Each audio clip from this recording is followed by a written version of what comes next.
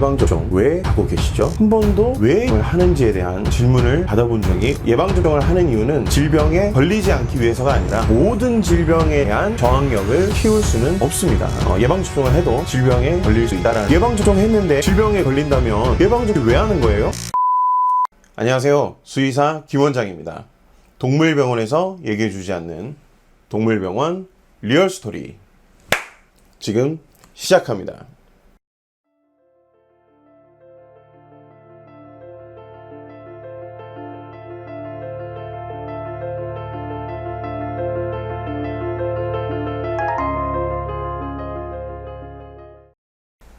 여러분, 예방접종 왜 하고 계시죠?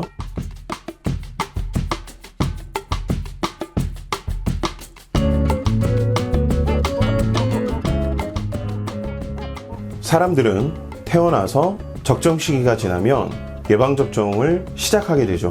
그리고 성인까지도 매년 예방접종을 이어오게 되는데요. 반려동물들도 마찬가지로 적정 시기가 되면 기초 예방접종을 하고 매년 추가 예방접종을 하면서 지내고 있습니다.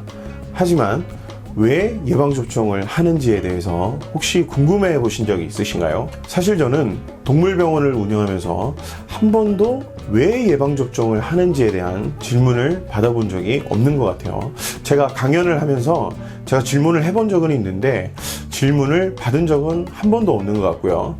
제가 예방접종에 관한 질문을 받는 게 이제 추가 예방접종을 해야 될 시기가 왔을 때 보호자분들이 오셔서 예방접종 이거 꼭 해야 되나요? 이런 질문들만 사실은 많이 하게 됩니다. 대부분 머리로, 가슴으로 예방접종을 해야 될 것 같다라는 거는 알고 있는데 사실 그 정확한 이유를 잘 모르시고 그냥 기계적으로 병원으로, 동물병원으로 가서 예방접종을 하시는 게 일반적인 것 같습니다. 그러면 오늘은 지난 시간 티저 영상에서 예고해드린 것처럼 예방접종에 관한 썰을 시작하지는 않고 오늘은 예방접종에 대한 기본적인 개념에 대해서 이야기를 좀 해보려고 합니다. 혹시 제가 영상 시작할 때 드렸던 질문에 대한 정확한 답을 알고 계신 분이 계신가요? 제가 강연을 할 때 이런 질문을 많이 드렸다고 했는데 대부분 하시는 답변들이 예방접종을 하는 이유를 질병에 걸리지 않기 위해서라고 답변을 사실 많이 하시거든요. 사실 이거는 잘못된 표현입니다. 실제로 예방접종을 하는 이유는 질병에 걸리지 않기 위해서가 아니라 질병이 발생되지 않기 위해서 한다는 것이 정확한 정답입니다. 아니, 질병이 안 걸리는 거나 질병이 발생되지 않는 거랑 비슷한 내용인 것 같은데 도대체 어떤 차이가 있는 건지 좀 쉽게 설명을 드리면, 질병에 걸리지 않는 거는 질병의 감염 자체를 차단하는 행위라고 생각하시면 될 것 같고요. 질병의 발생을 막는 것은 질병에 감염은 되더라도 질병의 증상이 발현되지 않는 그런 경우를 생각하시면 쉽게 구분이 되실 것 같아요. 네이버에서 예방의학에 관한 내용을 검색을 한번 해보시면 예방의학의 단계를 1, 2, 3차적 예방으로 분류를 하고 있는데요. 그중 1차적 예방을 보시면 발병 이전의 환경을 개선하고, 이게 바로 질병을 사전에 차단하는 것을 의미하고요. 병에 대한 저항력을 높이는 등의 노력으로서 건강을 유지, 증진시키는 것. 이것이 우리 몸의 면역력을 높이는 것인데, 적극적 예방은 우리 몸 자체를 강화시키는 것이고, 그와는 다르게 예방접종은 다른 도움을 받아 면역력을 증가시키는 소극적 예방의 단계에 해당합니다. 여기서 보는 것처럼 모두가 1차적 예방에 해당하지만 질병의 감염을 막는 것과 질병에 대한 저항력을 높여 질병의 발생을 막는 것은 별도로 구분되어서 표현이 되어 있습니다.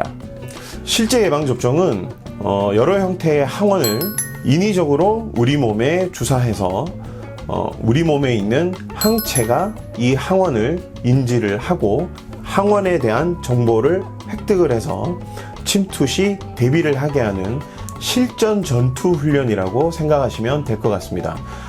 사람으로 비유하자면 군대의 실전 전투 훈련이라고 생각하시면 될 것 같은데요. 그 중에서도 특수부대를 생각하시면 정확한 비유가 될 것 같아요. 특수부대는 목적에 맞게 훈련을 받게 되죠, 그죠? 예방접종도 우리 항체가 특정한 항원만을 인식을 해서 반응하도록 훈련을 하기 때문에 특수부대에 비유를 하는 것이 제일 정확할 것 같습니다. 그러면 이런 특성 때문에 예방접종을 한다고 해서 모든 질병에 대한 저항력을 키울 수는 없습니다. 예방접종을 해도 질병에 걸릴 수 있다라는 말이죠. 아니, 예방접종 했는데 질병에 걸린다면 예방접종 도대체 왜 하는 거예요? 이렇게 의문을 가지실 수도 있는데요. 대부분 예방접종은 코어 바이러스라고 하는 감염이 되었을 때 빠른 치료가 요구되는 질병에 포커스가 대부분 맞춰져 있습니다. 쉽게 예를 들면 아마 강아지 키우시는 분들은 파보 바이러스에 대해서 한 번씩 다 들어보셨을 거예요.